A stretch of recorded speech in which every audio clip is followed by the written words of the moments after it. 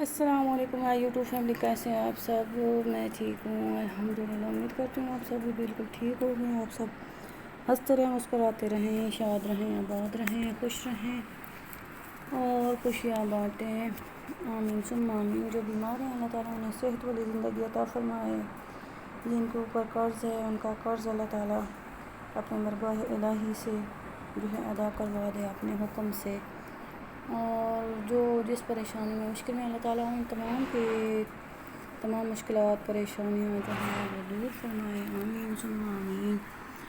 اور اللہ تعالیٰ ساری یوٹیوب فیملی کو اپنی حفاظت میں رکھے، آمین۔ ویڈیو اینڈ تک ضرور دیکھیے گا اور لائک، سبسکرائب، شیئر لازماً کریے گا۔ تو شروع کرتے ہیں، بسم اللہ الرحمن الرحیم۔ یہاں پہ جو ہے میں نے پیاز کو کٹنگ کر لیا ہے، 2 عدد پیاز لیا میں نے اور 2 عدد ٹماٹر لیے ہیں۔ ٹماٹر کو جو ہے باریک کٹ کر لیتے ہیں۔ تو آج میں بنانے والی ہوں چکن قورمہ، اور یہ سسٹر کی فوت کے بعد جو ہے میری جو کیا کہتے ہیں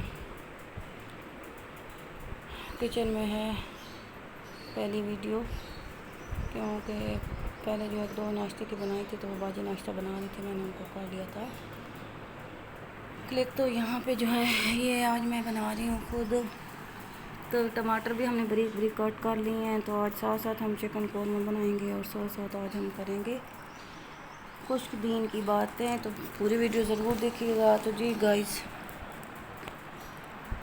سب سے پہلے تو آپ لوگوں کو میرا یہ میسیج ہے کہ جتنی بھی عورتیں ہیں آپ لوگ اپنا خیال رکھیں۔ میں آج جو ہے کتنے دن ہو گئے یہی بات کر رہی ہوں آپ لوگوں سے، اور مسلسل کر رہی ہوں، کیونکہ ماؤں کی جو صحت ہے وہ بہت زیادہ ضروری ہے۔ اگر آپ لوگ خود ٹھیک ہو، آپ لوگ خود ہیلدی ہو، آپ لوگ خود ایکٹیو ہو، تو جو ہے آپ اپنے بچوں کو اچھا وقت دے سکتے ہو، اپنے بچوں کو ان کی اچھی تربیت کر سکتے ہو، اپنے گھر والوں کو جو ہے کیا کہتے ہیں کہ اچھے سے مینیج کر سکتے ہو، اپنا گھر، اپنے بچے، اپنے ہسبینڈ، اپنے سسرال سب ٹھیک ہے۔ لیکن یہ ہے کہ اگر آپ لوگ خود ہی بیمار ہو، آپ لوگ خود ہی ٹھیک نہیں ہو، تو آپ لوگ بچوں کو کیسے مینیج کریں گے، سسرال والوں کو کیسے مینیج کریں گے، ہسبینڈ، گھر، مطلب یہ ساری چیزیں بہت مشکل ہو جاتی ہیں نا، کیونکہ جب ہم ایک جوائنٹ فیملی میں رہ رہے ہوتے ہیں اور سسرال میں ہوتے ہیں تو ہمیں کافی ساری مشکلات بھی آتی ہیں۔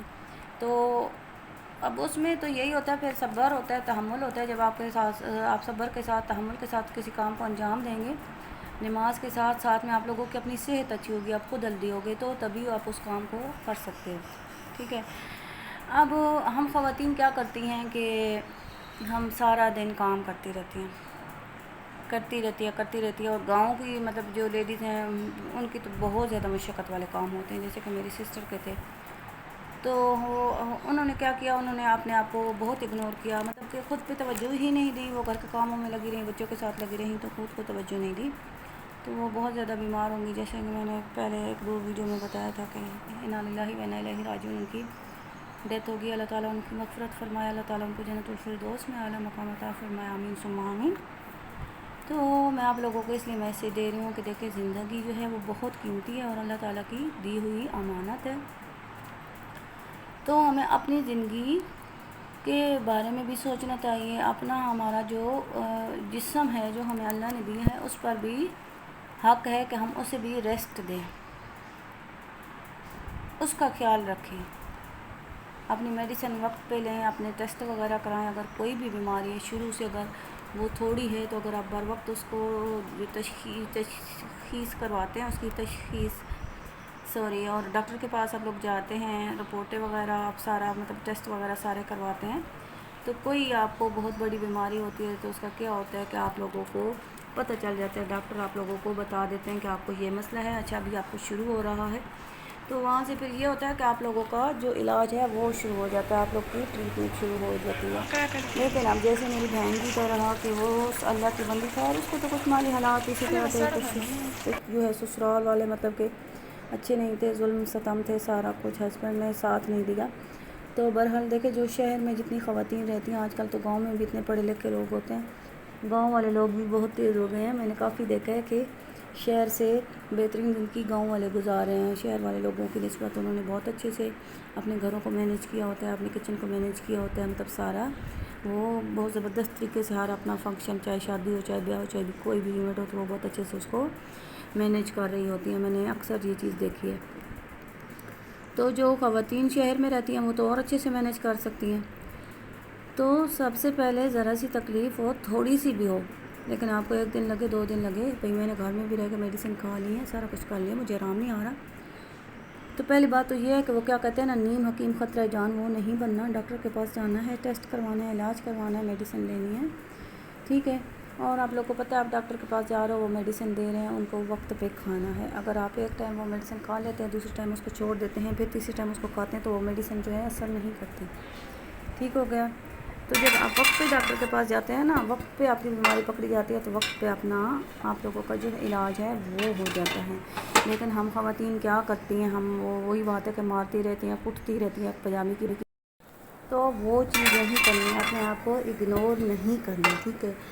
دوسری بات یہ ہے کہ اپنی زندگی میں خود زندہ رہتے ہوئے اپنے ہاتھوں سے کچھ نہ کچھ صدقہ دینا ہے، کیونکہ جب ہم دنیا میں صدقہ کر جاتے ہیں وہی آخرت میں ہمیں کام آتا ہے. تو یہاں پہ ایک حدیث کا مفہوم ہے، وہ آپ لوگوں کے سامنے رکھتی ہوں میں، کہ ابو ہریرہ رضی اللہ عنہ سے روایت ہے، رسول صلی اللہ علیہ وآلہ وسلم نے فرمایا، جب ابن آدم انسان مر جاتا ہے تو اس کا جو عمل ہے وہ ختم ہو جاتا ہے. یعنی وہ جو دنیا میں اچھے یا برے عمل کر رہا ہوتا ہے نا، لیکن جیسے ہی اس کی ڈیتھ ہو جاتی ہے تو اس کا جو عمل ہے وہ ختم ہو جاتا ہے. اب اس کا جو عمل ہے باقی رہتا ہے وہ کون سا ہے؟ سوائے 3 چیزوں کے. جو عمل باقی رہتا ہے سوائے 3 چیزوں کے. اب وہ 3 چیزیں جو ہیں وہ کون سی ہیں؟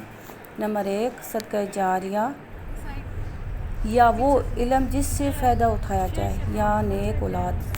صدقہ جاریہ یا وہ علم جس سے فائدہ اٹھایا جائے، یعنی قرآن مجید، یا نیک اولاد جو وہ پیچھے چھوڑ گیا ہو، صالح اولاد جس کی اس نے دین کے مطابق تربیت کی ہو، قرآن مجید پڑھنا سکھایا ہو، نماز سکھائی ہو، یہ سارے کام عمل صالح کرنے سکھایا ہو. ٹھیک ہے.